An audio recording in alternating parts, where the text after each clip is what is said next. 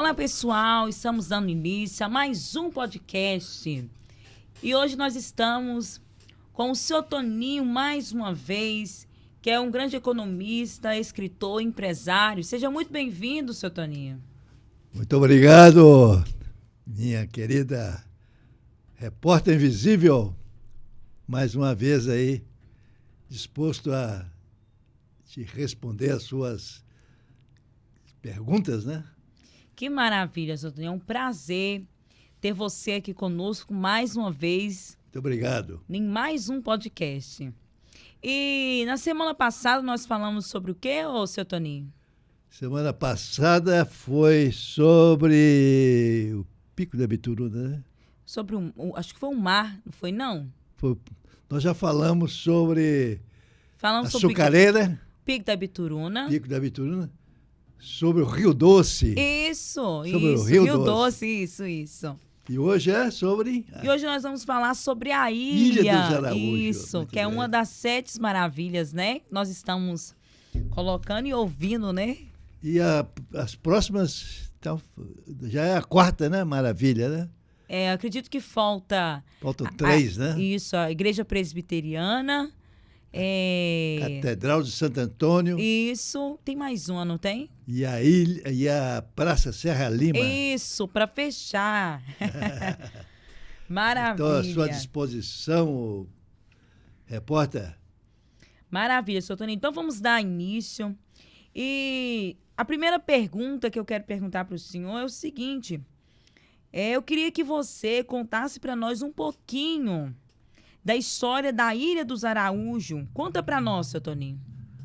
O repórter, antes de mais nada, hoje é sexta-feira, né, que nós estamos gravando. Sim. Domingo nós teremos um jogo do Brasil e contra a Dinamarca. Noruega, né? Não? Noruega. Não, Noruega ou Dinamarca? Acho que é Noruega. Noruega. Qual que é o seu placar? Olha, vamos colocar... O Brasil vai ganhar, né? 2-1. Vou colocar 2-1? 2-1. Então tá bom. Nós temos que torcer para que os noruegueses, né, sintam tanto calor, que eles não estão acostumados com calor, e os jogadores brasileiros ganhem, né? Traz esse hexa para nós. Por causa do calor. Mas a pergunta é sobre... Eu queria que você falasse para nós um pouquinho da história da Ilha dos Araújos. Deixa eu te contar. Sim. É interessante, o repórter.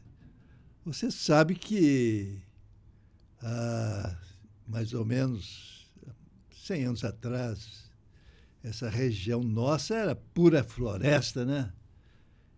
E realmente a nossa colonização, nosso desenvolvimento urbanístico, ele se deu no início do século XX, né?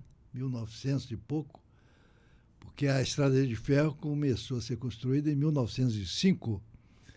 Bom, a nossa ilha, que é considerada um lugar maravilhoso, entendeu? Para muitos, né, até uma das 7 maravilhas da cidade. Sim. Um lugar muito bacana. Apesar que, deixa eu te falar uma coisa interessante. Eu tenho uma amiga americana que hoje cedo eu estive com ela e falei que ia ter esse podcast com você sobre a Ilha dos Araújos. Sim. Que é considerada uma das 7 maravilhas da cidade. Aí ela perguntou assim, de forma assim, um pouco irônica, entendeu? Ela falou assim, mas por que essa ilha é tão bonita assim, tão... Né? Então, no final da nossa entrevista, eu vou te falar a resposta que eu dei para essa americana, tá joia?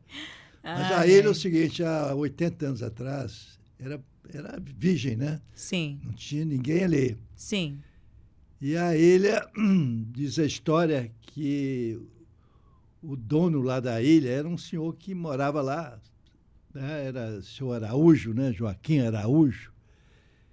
E o senhor Joaquim, pela história também, parece-me que ele vendeu essa ilha para o Serra Lima, que é o homem da Praça Serra Lima. Engraçado. Interessante. E, se for verdade, o Serra Lima vendeu a ilha, mais tarde, para o doutor Justino da Conceição, que era um topógrafo, um engenheiro, doutor Justino. Esse doutor Justino comprou essa ilha por R$150 mil. Eu não sei quanto é que seria hoje em reais, né? Sim. Mas ele comprou. Deve ter comprado barato, né? Sim, aquilo ali antigamente, né? É uma ilha totalmente despovoada. E esse doutor Justino, ele se associou até com um parente, um primo meu, Odilon Barbalho, e loteou a ilha, entendeu? Sim. Mas sabidamente, escuta aí, aquilo era uma ilha, na verdade, não tinha... Para acessar a ilha tinha que ser por canoa. Era uma coisa terrível. Sim. Aí, escuta aí, eles construíram a ponte da ilha. Eles começaram a construir a ponte da ilha com recurso próprio, mas depois não conseguiu, porque é caro, né? Imagina construir uma ponte. É muito caro. Muito caro. Aí eles associaram a outra pessoa de Belo Horizonte, doutor Paulo Gontijo, que era um homem muito influente na política mineira, ligado ao Magalhães Pinto, ligado ao DN mineira.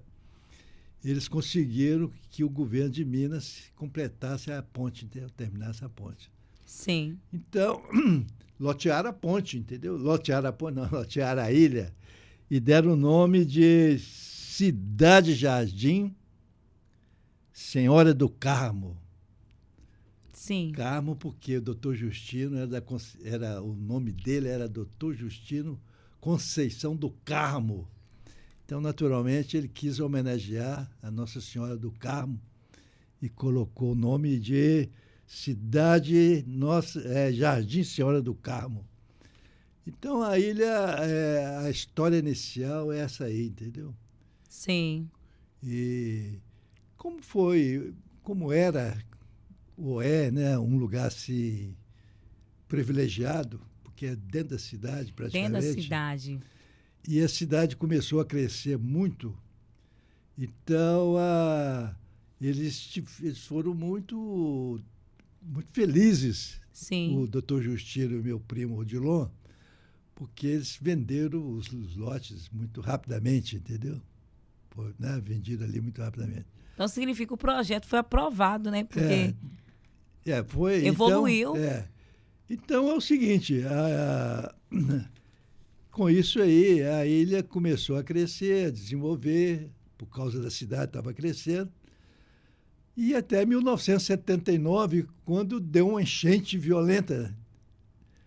E essa enchente, então, deu uma certa preocupação àqueles que moram e que queriam investir na ilha, entendeu? Sim. Então, essa é a história da ilha, basicamente.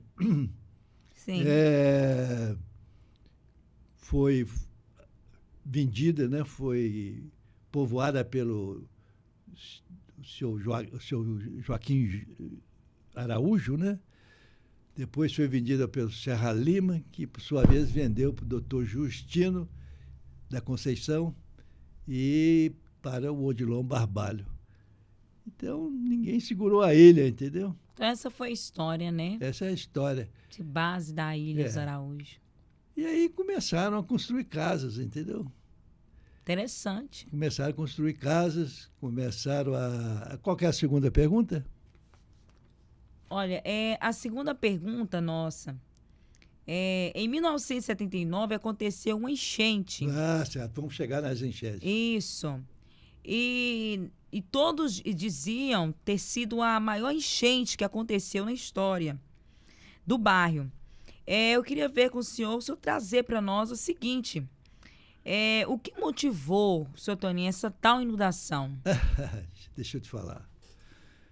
Em 79 eu morava na ilha. Você morava? Morava lá. Aí. Num apartamento, num prédio, morava no segundo andar do prédio. E aí? Conta para nós. Isso foi em fevereiro, foi uma época que eu estava de férias. Sim. Quando meu irmão João ligou para mim, eu estava em Brasília. Falou assim, Toninho, corre aqui que deu uma enchente que a ilha está toda tomada. Aí eu corri. Quando cheguei aqui em Valadares, eu tinha um metro de água, entendeu? Para entrar lá no meu apartamento foi a maior dificuldade, uma corrente, uma coisa terrível, entendeu? Para chegar. Sim. Bom. Diz que foi a maior enchente, né? Deixa eu falar. Eu sou de 1945.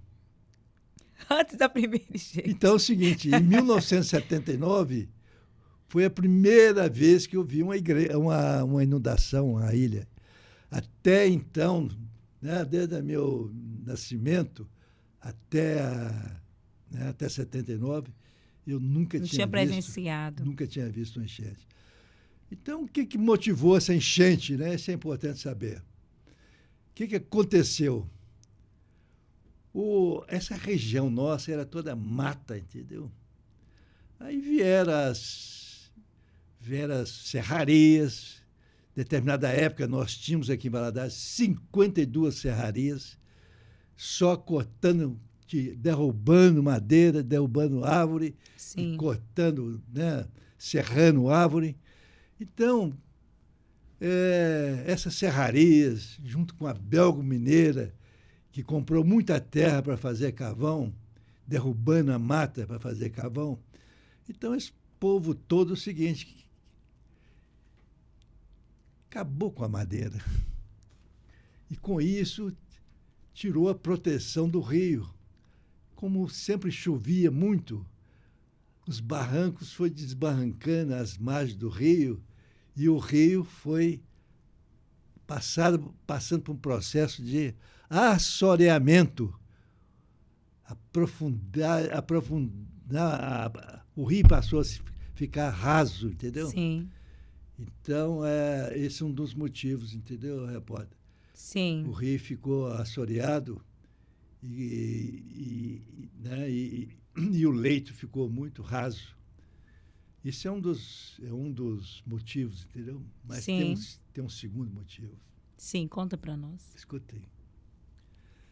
Eu tinha um amigo que morreu, advogado, quando da enchente, em 79, ele entrou com uma ação contra a CEMIG, provando por A mais B que a culpa daquilo tudo era da CEMIG, porque a CEMIG ela não controlou as barragens e soltou a água de repente. Então, até 79, até antes, até essa época de 60, 50, começou-se um processo de industrialização do estado de Minas Gerais. Em 1950, entrou aqui o governador de Minas, Juscelino Kubitschek, e a meta dele é fazer energia, construir barragens. Sim. E construiu as primeiras barragens. E você não sabe, ninguém sabe. A primeira barragem da CEMIG foi construída em Valadares, em Tronqueiras. Tem uma barragem em São José de Tronqueiras, aqui perto, que foi a primeira hidrelétrica da CEMIG, entendeu? Sim. Foi essa barragem.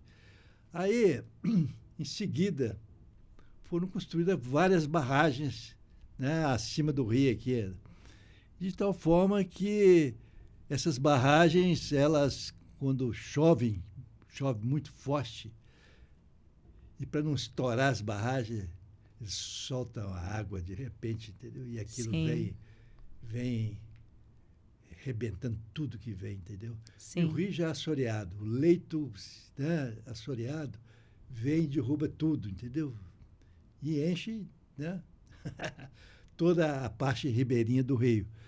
Então, a partir de 79, nós tivemos várias enchentes na ilha, nos bairros aqui, Ribeirinho, São Pedro, São Paulo, Santa Rita, tudo foram vítimas de enchentes por causa desses dois motivos. Primeiro, o assoreamento. Sim. E segundo, por causa dessas barragens. Então, o que nós precisamos é ver uma maneira de acabar com essas enchentes. Né? É verdade. Uma das maneiras de acabar foi aquilo que nós falamos no podcast passado. Sim. Era fazer o rio navegável.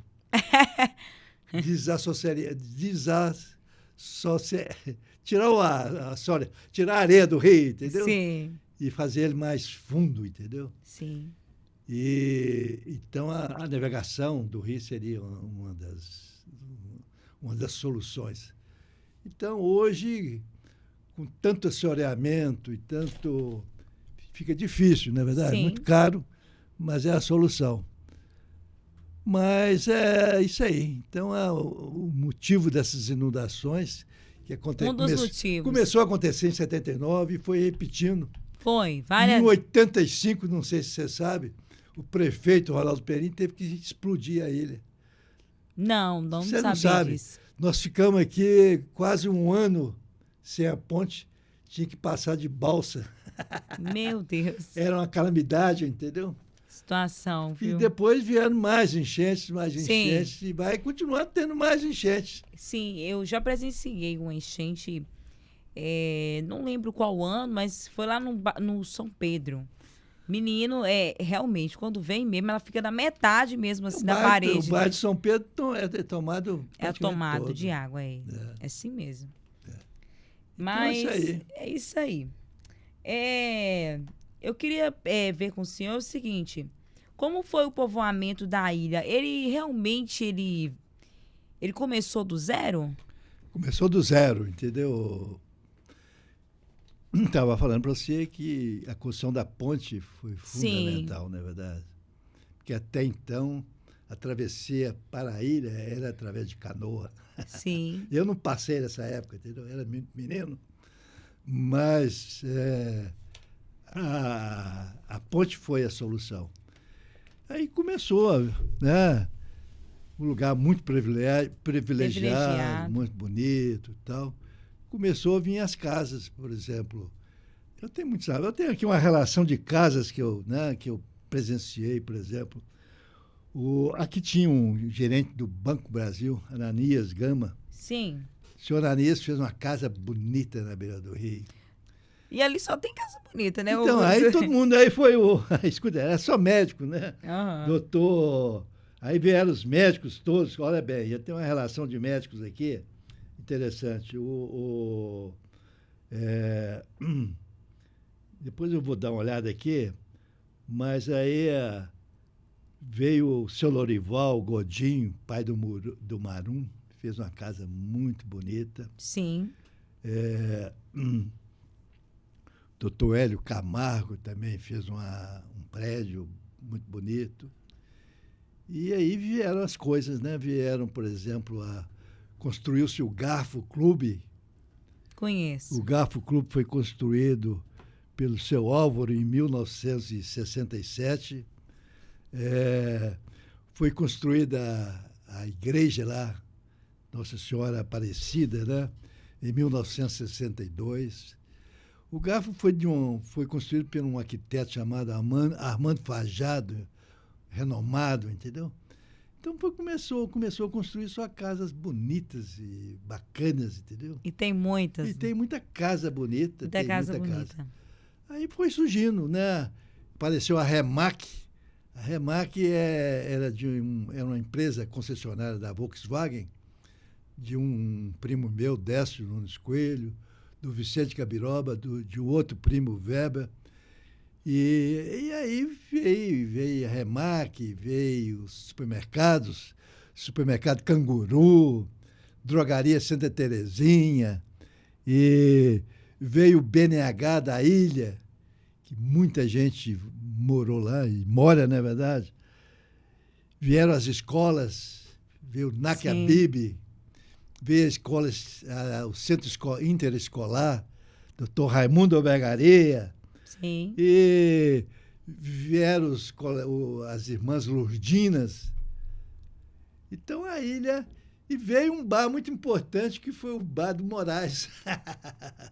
O Bar do Moraes foi em 1975, que foi inaugurado. Eu participei da inauguração na época, em 75. Sim. Então, né? ninguém segurou a ilha, né? E foi só tudo. Só foi crescendo. Outra coisa importante que eu estou vendo aqui na minha relação, criou-se a ABB, Associação Atlética do Banco do Brasil. Sim. Foi lá no final da ilha, que foi gerenciada pelo meu amigo José Henrique, né, do Banco Brasil.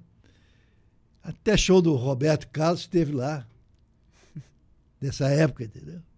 E eu fui nesse show. Teve outra pessoa que teve uma importância muito grande, doutor Lima Filho. Doutor Lima Filho tinha um campo de futebol. O pessoal ia todo sábado e domingo jogar.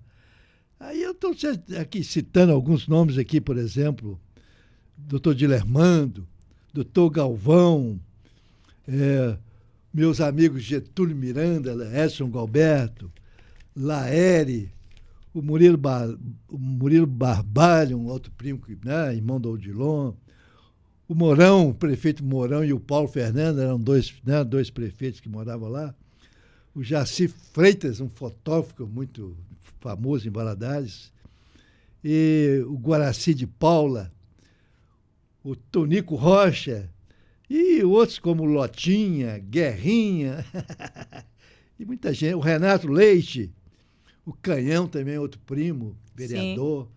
Então, muita gente que saiu da cidade e foi para a ilha, entendeu? Então, a ilha realmente, eu falei aqui no supermercado Canguru, né, que era também de dois primos meus, o Luciano e o Lúcio.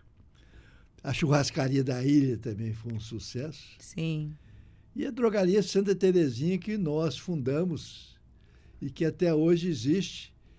E o mesmo gerente está até hoje lá, que é o Zé Rodrigues. Aí.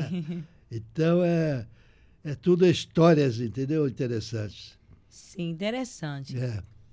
Agora eu quero pedir você. Você, no início, você falou sobre uma americana. Bom, deixa eu te contar antes da americana aí. Isso. Uma coisa interessante. Que explicação o senhor deu americana? Aguenta a mão aí. Uma coisa que é importante, entendeu, repórter? Sim. Porque a gente sabe, como é que chama o negócio? Spoiler, né? Spoiler? Spoiler. Deixa eu te falar. Dá um spoiler. A pracinha central da ilha ali, ela chama-se Júlio Soares. Sim. E ninguém, quer dizer, ninguém não, tem gente que sabe, mas pouca gente sabe por que colocaram o nome de Júlio Soares. Conta aí. Contar para você. Só um spoiler. Só um spoiler. Eu te falei que a primeira hidrelétrica da CEMIG foi construída em Valadares, em São José das Tronqueiras, aqui pertinho. E realmente, foi quem era o presidente da CEMIG na época, era esse Júlio Soares. O Júlio Soares era cunhado do Juscelino Kubitschek, que fundou a CEMIG, e o primeiro presidente foi o Júlio Soares. Sim. E nessa época foi construída a Tronqueiras. E essa Tronqueiras que foi a primeira hidrelétrica da CEMIG, entendeu? Ninguém sabe disso. Você vê que a Valadares é realmente importante. Sim. Então, e esse Júlio Soares, em 1940, ele fundou uma empresa chamada Companhia Agropastoril. Era lá no bairro, hoje no bairro Universitário. Era uma fábrica de compensado muito grande. Sim. Dirigida pelo doutor Armando Vieira, também muito conhecido, renomado doutor Armando Vieira. Foi um dos fundadores do MIT, né? Sim. Da Fundação Percival Facua. E doutor Armando fundou o Pastoril, um time de futebol que era muito conhecido, entendeu? E tinha renomados craques, como Carioca, Paulo Bitaca e muita gente, entendeu? Sim. Então, esse Júlio Soares, o nome foi muito bem dado, porque essa praça da ilha foi em homenagem a esse Júlio Soares, entendeu? Sim. Que Valadares deve muito a essa figura. Sim. teve um papel preponderante no desenvolvimento econômico de Valadares. Sim. Então, são coisas que, às vezes, a pessoa não sabe, entendeu? Muita gente, esse Júlio Soares, por que tem esse Júlio Soares? Ninguém sabe. A história, ninguém cultua a história, entendeu? Sim. Então, isso é muito importante, a história do lugar. Sim. Aí, vamos lá da Americana. Da Americana. Você falou para nós do Americana no início. Americana. Me fala qual a explicação que o senhor deu à Americana sobre considerar a ilha. Ela falou, Tony, deixa eu falar para você. O que tem de importância de importante nessa ilha para ela ser considerada 7 maravilhas? Uma das 7 maravilhas. Aí eu até escrevi aqui, entendeu? Repórter Visível. Sim. Primeiro, olha bem, o desafio de Dr. Justino de Odion Barbalho em resolver lotear uma ilha despovoada e construir uma ponte foi de fato uma epopeia, entendeu? Escutei. É muita coragem do cara investir numa coisa, fazer um investimento enorme, né? Você vê que realmente tanto o doutor Justino como o Odilon tinha visão do futuro, entendeu? Sim. Então você vê que e realmente a ilha hoje é o bairro mais nobre, mais chique. Muito chique. E mais bonito, né? Muito lindo. Então, por isso é que essa maneira que eles fizeram essa ilha foi de muita coragem, muito peito, como dizem hoje, né? O segundo é o seguinte, os seus primeiros moradores procuraram construir coisas bonitas, não é verdade?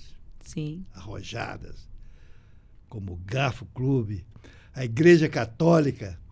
Parece-me até que essa Igreja Católica foi um projeto de um primo também. É cheio dos primos. Cheio dos primos. Cheio dos primos. O Adolfo Campos Coelho. Cada primo em projeto.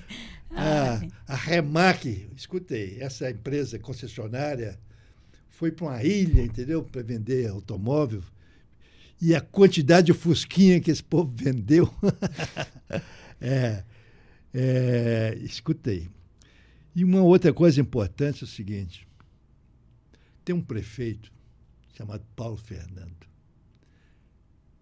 Esse Paulo Fernando fui eu que lancei na política. Sim. Ele era conhecido por cachorro doido, entendeu? O Paulo era um cara meio doido, entendeu? Ele morreu há pouco tempo, há mais tempo. Mas ele fez uma coisa importante.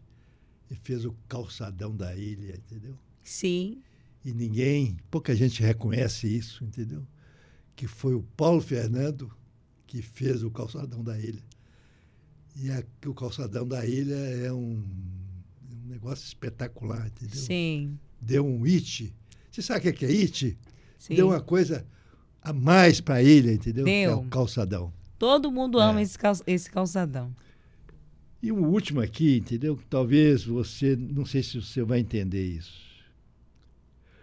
Quando houve a primeira enchente, houve uma solidariedade muito grande dos moradores, porque estava todo mundo ilhado, ninguém estava preparado, ninguém tinha comida estocada. Pegaram o padre, por exemplo, o padre Henrique Van der Feest, o padre holandês, que era o pároco, nós tivemos que pegar ele lá no telhado da ilha. Parece mentira, entendeu? Mas essas dificuldades criam uma solidariedade no povo, entendeu? Sim. Então, olha bem, todos nós sabemos que, eu já até falei isso aí em repórter, presta atenção aí, se não está prestando. Sim.